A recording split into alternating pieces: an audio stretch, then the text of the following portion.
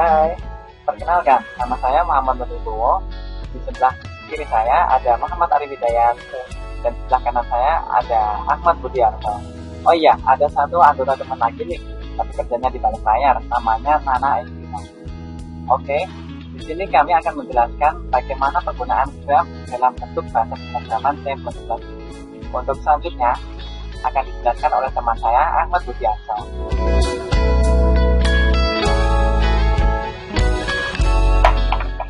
Pendahuluan, graf merupakan salah satu beberapa struktur data yang paling sering diaplikasikan dalam pemrograman komputer. Jika kita memutuskan untuk menggunakan penyimpanan data yang bersifat eksternal, ketika mungkin tidak terlalu membutuhkan graf, tetapi untuk beberapa permasalahan di mana kita memerlukan representasi internal dalam memori komputer untuk suatu struktur data, graf tidak bisa dihindari penggunaannya. Secara konseptual, graf merupakan suatu struktur data yang agak berbeda dengan pohon atau tree. Dalam pernyataannya, pohon merupakan salah satu jenis graf. Pohon merupakan kasus khusus dari graf. Dalam pemrograman komputer untuk berbagai terapan, graf sering digunakan dalam berbagai cara yang relatif lebih bermanfaat dibandingkan pohon atau tree. Struktur data memiliki algoritma yang terkait pada struktur data yang bersangkutan. Sebagai contoh, pohon biner dibentuk dengan cara seperti itu karena berbentuk memudahkan pemrogram untuk melakukan pencarian data dan melakukan penyusunan data. Untuk yang selanjutnya akan dijelaskan oleh Mas Muhammad Arif Hidayat. Definisi graf. Suatu graf didefinisikan oleh himpunan vertex dan himpunan sisi X. Vertex menyatakan entitas-entitas data, dan sisi menyatakan keterhubungan antara vertex. Biasanya untuk satu graf G digunakan notasi matematik. G sama dengan V, E, di mana G sama dengan graf, V sama dengan simpul atau vertex atau node atau titik, E sama dengan busur atau edge. V adalah himpunan vertex dan E himpunan sisi yang terdefinisi antara pasang-pasangan vertex. Posisi antara vertex X dan Y ditulis atau himpunan X, Y. Satu graf A sama dengan P1, S1 disebut subgraf dari graf G. Graf P1 adalah himpunan bagian dari P dan S1 himpunan bagian dari E. Istilah-istilah dalam graf. Istilah yang berkaitan dengan graf yaitu A. Vertex adalah himpunan node atau titik yang pada sebuah graf. B. Edge adalah himpunan garis yang menghubungkan tiap node atau vertex. Adjacent adalah dua buah titik dikatakan berdekatan atau adjacent jika dua buah titik tersebut terhubung dengan sebuah sisi. Dan D. Wedge adalah sebuah graf G sama dengan V, E disebut sebuah graf berbobot atau wedge graf. Apabila terdapat sebuah fungsi bobot bernilai real W pada himpunan E, maka dikatakan dalam W sama dengan E himpunan real bilangan R. Nilai W atau E disebut bobot untuk sisi E. Graf berbobot tersebut dinyatakan pula sebagai G sama dengan V, E, W. Set adalah wak dengan setiap vertex berbeda. Dan cycle adalah siklus atau cycle atau sirkuit lintasan yang berawal dan berakhir pada simpul yang sama.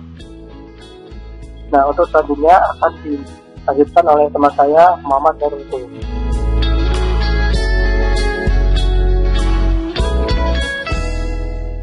Oke, representasi graf dalam bentuk linked list atau adjacency list. Bila ingin direpresentasikan dalam bentuk linked list, dapat diilustrasikan secara sederhana seperti gambar 4D. Dari ilustrasi sederhana tersebut terlihat ada 5 buah nilai atau simpul, yaitu A, B, C, dan D, dan E, yang dibariskan dari atas ke bawah seperti pada gambar 4A. Kemudian dari masing-masing simpul keluarlah pointer atau garis ke arah kanan yang menunjukkan simpul-simpul lain. Salah satu contoh yang dapat dilihat pada gambar 4B adalah di mana A menunjuk simpul B dan simpul D. Dalam adjacency list, kita perlu membedakan antara simpul vertex dan simpul edge. Simpul vertex untuk menyatakan simpul atau vertex, dan simpul edge untuk menyatakan hubungan antara simpul yang biasa disebut busur. Struktur keduanya bisa sama, bisa juga tidak sama, tergantung kebutuhan. Untuk memudahkan pembuatan program, struktur kedua macam simpul dibuat seperti yang ada pada gambar 5D. Yang membedakan antara simpul vertex dan simpul edge adalah anggapan terhadap simpul tersebut. Dalam contoh ini terlihat struktur simpul dibuat terdiri dari 3 elemen, yaitu 1 elemen info, 2 elemen untuk pointer, yaitu elemen pointer kiri dan elemen pointer kanan. Untuk selanjutnya kita langsung masuk ke coding aja untuk semakin jelasnya. Oke, di sini kita masuk ke codingnya. Di atas ini terdapat 2 buah file header, yaitu iostream.h dan commune.h. Kemudian di bawah sini ada pendefinisian tipe data, yaitu integer dengan tipe data integer, yaitu cc, i, jkl, edge, vertex, asal, tujuan, dan panjang. Di sini ada cout jumlah vertex. Jumlah vertex di sini diartikan sebagai jumlah simpul atau titik. Kemudian ada cout jumlah edge. Di sini jumlah edge diartikan sebagai jumlah sisi pada graf. Kemudian di sini ada penginisialisasian awal matriks dengan menggunakan for i sama dengan 1 titik koma i kurang dari atau sama dengan vertex. Kemudian i plus plus. Kemudian for yang kedua menggunakan j sama dengan 1, j kurang dari atau sama dengan vertex, dan j plus plus. Kemudian di sini ada pembentukan matriks berdasarkan graf. Di sini menggunakan for i sama dengan 1, i kurang dari atau sama dengan edge, dan i plus plus. Di sini nanti kita pada program akan disuruh memasukkan berapa edge yang ingin kita buat. Misalnya ada berapa angka, kita masukkan angka saja. Kemudian di sini ada vertex asal. Kita bisa memetakan misalnya dari vertex asalnya 1 dan vertex tujuannya 2.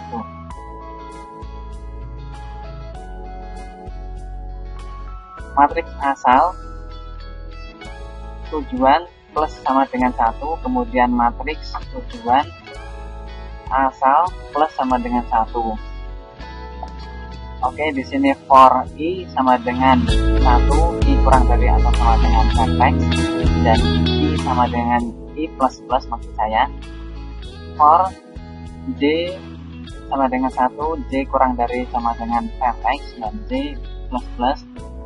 Kemudian dia muncul hasilnya, dan kemudian ditampilkan untuk k nya, k sama dengan 1, k kurang dari atau sama dengan vertex, dan k plus plus.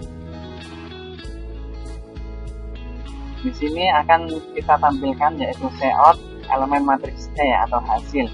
Kita memperoleh hasilnya sebanyak berapa itu. Kemudian untuk fungsi yang ini kita adalah menampilkan matriks hasil perkalian.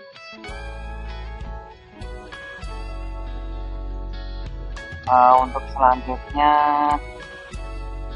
cout di sini untuk menentukan banyak walk atau menentukan banyak jalan yang mungkin dari vertex asal atau awal ke vertex tujuan. Di sini kita akan nanti disuruh untuk memasukkan vertex awal dan vertex tujuan. Kemudian setelah di enter muncul jumlah walk atau jumlah jalan dari vertex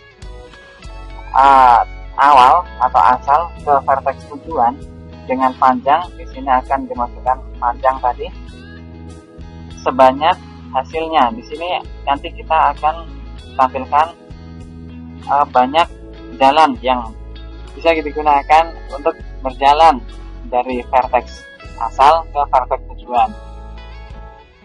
Oke, langsung saja kita compile dulu programnya. Sukses. Ini kita disuruh memasukkan vertex atau titik, misalnya kita masukkan 6, dan jumlah edge atau jumlah garisnya kita masukkan 6 juga. Di sini edge pertama kita bisa mengaturnya, misalnya dari vertex asalnya kita tulis 1, menuju ke vertex tujuannya 2, kemudian 2 ke 3, 3 ke 4, 4 ke 5, 5 ke 6, dan 6 ke 1. Menentukan banyak work yang mungkin. Kita asumsikan di sini dari vertex 1 ke vertex 4.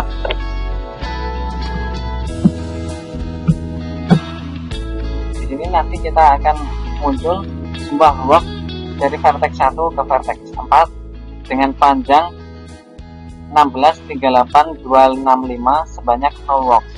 Jadi di sini kalau kita lihat pada gambar, terdapat sebuah segi 6 yang titik-titiknya telah dikasih angka 1, 2, 3, 4, 5, dan 6. Jadi kita masukkan di sini dari angka 1, dari angka 1 ke angka 4. Di sini tidak ada garis yang langsung menuju dari angka 1 ke angka 4. Makanya di sini tertulis sebanyak 0 works. Tetapi kalau nanti ini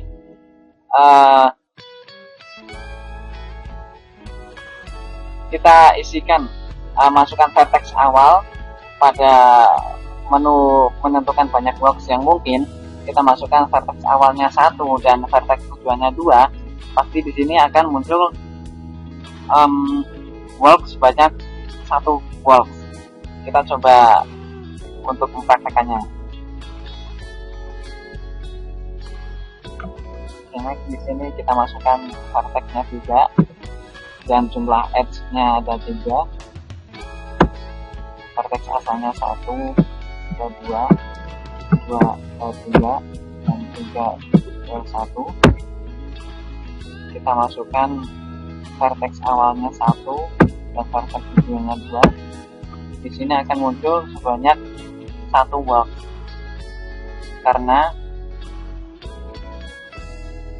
terdapat garis antara titik 1 menuju titik 2.